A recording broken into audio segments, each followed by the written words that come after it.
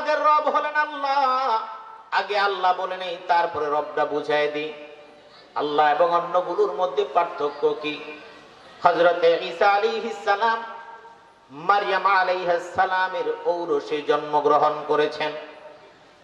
পৃথিবীর মধ্যে একজন মাত্র নারী, যেই নারীকে আল্লাহ পাক রব্বুল আলামিন মাতৃত্বের স্বাদ আস্বাদন করিয়েছেন, কিন্তু কোন স্বামী নাই, কোন পুরুষের স্পর্শ ছাড়া।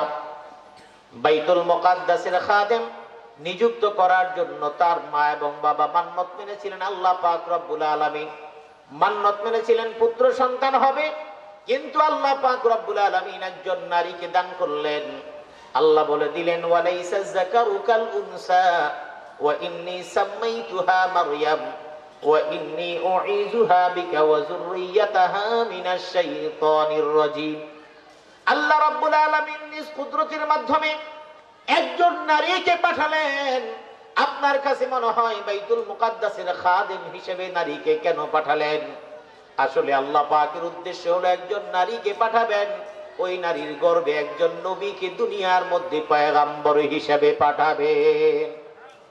মারইয়াম আলাইহিস সালাম বড় হয়ে উঠলেন বাইতুল মুকাদ্দাসের সীমানার মধ্যে তার খালুর তত্ত্বাবধানে। এক সময় আল্লাহ পাক জিবরিল আমিনকে পাঠালেন। আমি সংক্ষেপে শুধু বোঝানোর জন্য পুরো ঘটনা বলছি না। জিবরিল আমিনকে পাঠিয়ে দিয়ে বললেন, যাও মারইয়ামের গর্ভে তুমি রূহ ফুঁকে দিয়ে আসো।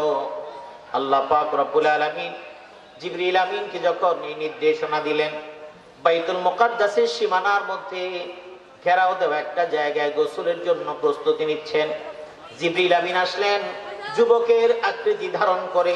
দেখে আল্লাহর নবীর মা মারইয়াম আলাইহিস সালাম একটু বিচলিত হয়ে গেলেন, কারণ এমন পুরুষ তিনি কাছাকাছি কখনো দেখেন নাই। কিছুটা আতঙ্কিত হয়ে গেলেন। এরপরে সাথে সাথে জিবরিল আমিন বলে দিলেন, আতঙ্কিত হওয়ার কোনো কারণ নাই। আমাকে আল্লাহ পাক রব্বুল আলামিন দূত হিসেবে পাঠিয়েছেন। আমি আল্লাহর পক্ষ থেকে একজন ফেরেশতা। এরপরে রূহ ফুঁকে দিলেন, গর্ভবতী হয়ে গেলেন। আল্লাহ পাক রব্বুল আলামিন স্বাভাবিক প্রক্রিয়ায় তার গর্ভে তিনি সন্তান সঞ্চার করলেন। সময়ের ব্যবধানে তিনি যখন সময় পার হলেন, একটু পাশেই যখন কূপে পানি আনার জন্য গেলেন, এলাকার মানুষরা দেখলো। দেখার পরে সমালোচনা শুরু হয়ে গেল, স্বামী নাই এমন একজন নারী কি করে সন্তান সম্ভব হয়? এলাকা ছাড়া করা হয়ে গেল বিভিন্ন কুৎসা ঘটনার পরে। কিন্তু মারইয়াম আলাইহিস সালাতু ওয়াস সালাম আল্লাহর কাছে সাহায্য চেয়ে বললেন, আল্লাহ আমি কি করব? আল্লাহ পাক রব্বুল আলামিন নির্দেশনা দিলেন। তিনি বেরিয়ে গেলেন এখান থেকে 7-8 কিলোমিটার দূরে জর্ডান সিরিয়ার সীমান্তবর্তী এলাকায়। যাওয়ার পরে তিনি সেখানে গর্ভের সন্তান নিয়ে অবস্থান করছেন, কিন্তু তিনি টেনশনে আছেন। আমি কি খাবো, সন্তান কি খাবে? আল্লাহ পাক রব্বুল আলামিন নির্দেশনা দিয়ে দিলেন, টেনশনের কোনো কারণ নাই। তোমার খাবারের জন্য আমি খেজুর গাছের এই মাটিটাকে ঝুলাইয়া দিব, তোমার মুখের সামনে আমি খেজুরটা দিয়ে দিব, তুমি সেখান থেকে খাবে, এবং তোমার পায়ের কাছে আমি পানির ব্যবস্থা করে দিব। আল্লাহ পাক রব্বুল আলামিন মারইয়াম আলাইহিস সালামের জন্য সব ব্যবস্থা করে দিলেন।